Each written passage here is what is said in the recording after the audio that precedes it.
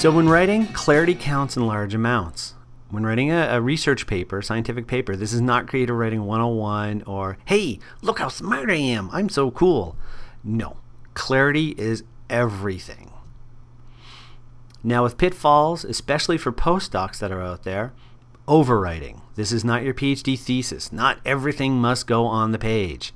If your introduction weighs 20 pounds when you print it off, that is too long. And the other thing as well, in trying to cram everything in, the enemy of progress really is perfection. You want to go with just enough of what needs to be covered, and that's it. You don't need to go overboard. And it doesn't have to be exactly perfect forever. So you don't want to get hung up on, oh, well, I got to really craft this. This sentence isn't just right. No. You want to keep moving, keep going forward. Because your goal, especially as a postdoctoral fellow, is to get into the double digits, the deep double digits, in the best journals in your field. If you're lucky enough to have a nature paper or a science paper, yay. Most fields don't really register with nature or science, unfortunately.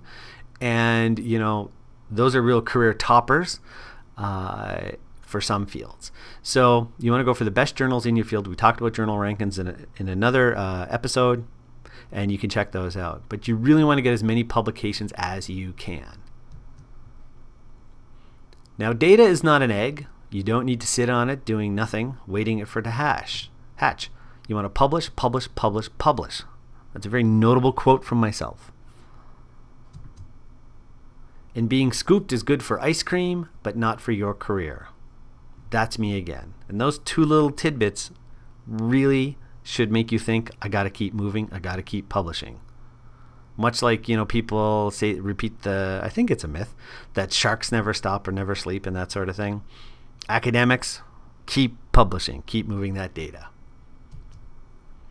But what if I miss something? I'll look stupid. It happens. Get over it.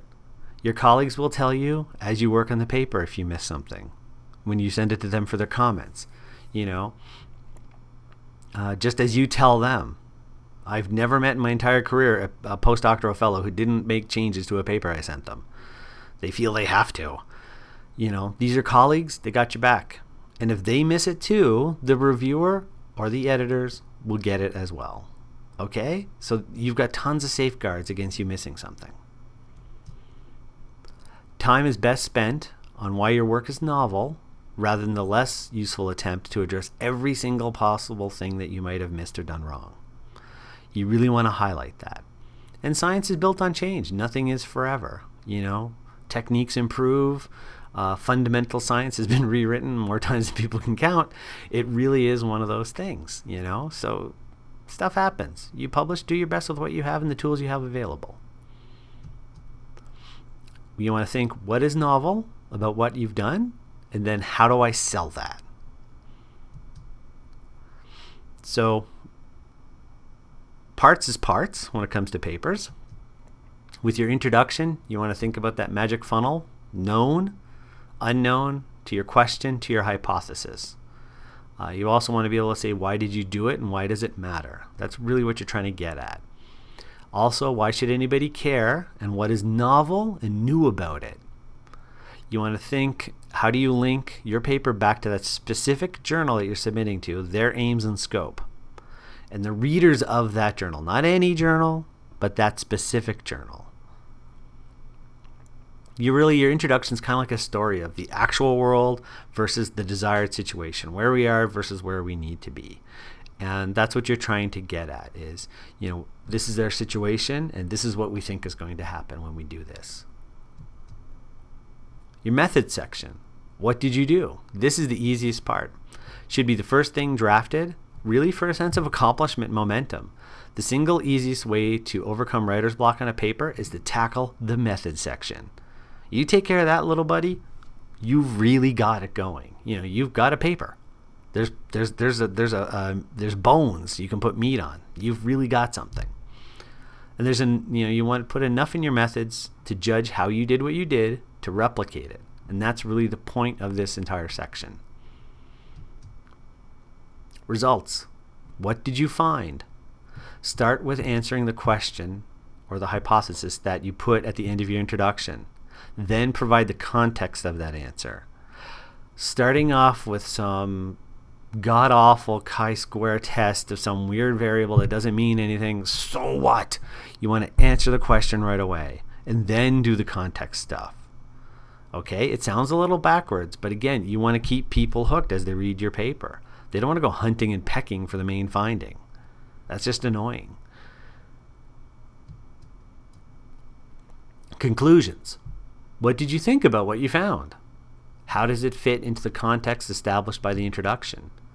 What are your limitations? I can't tell you how many times when reviewing papers that I've had to send a paper back and say, you really got to put in a limitation section because, this is a limitation, this is a limitation, this is a limitation. Only the truly awesomely egotistical think that they are perfect.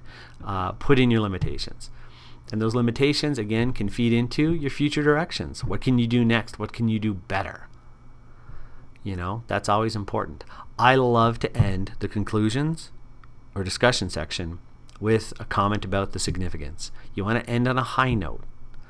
So why should people care? What's just so darn novel and cool about what it is that you've done? You want to end on that high note.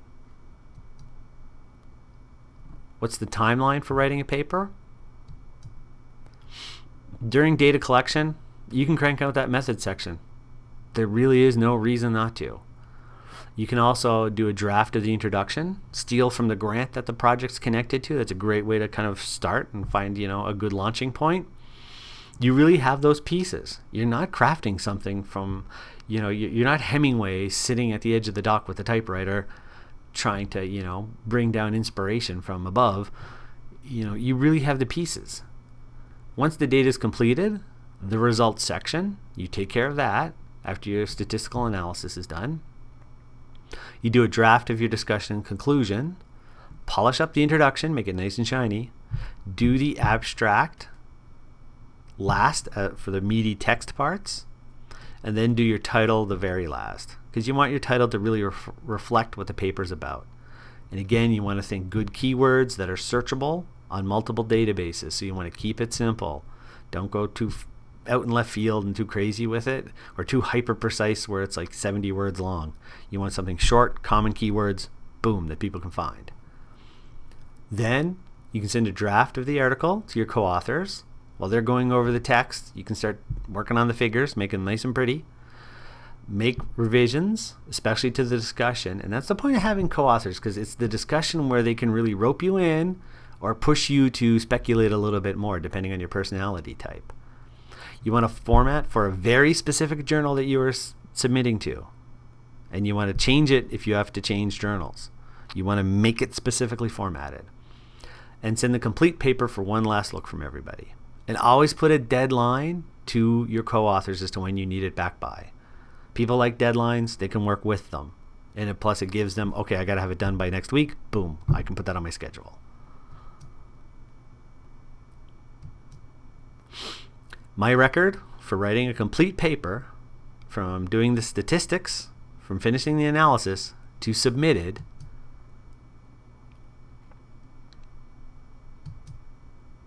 was 1 day. And I'm not talking, a full 24 hours spread out over a week.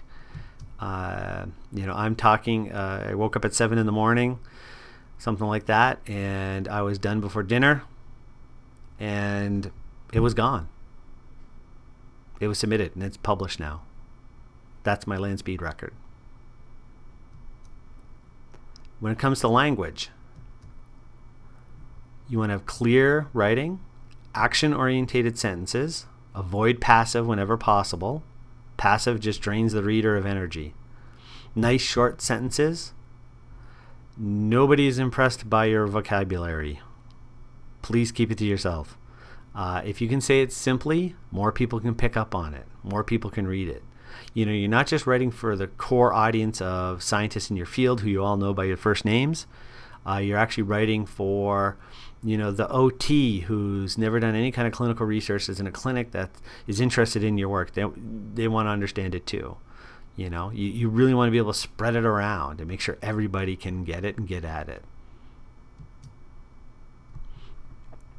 I always like this one. If you make the paper too easy to read, everyone will know how you got the results. I just like that because it's funny. So thank you very much. Publish, publish, publish. Write, write, write. And you will go very, very far. So remember that, and always push and always publish. Thank you.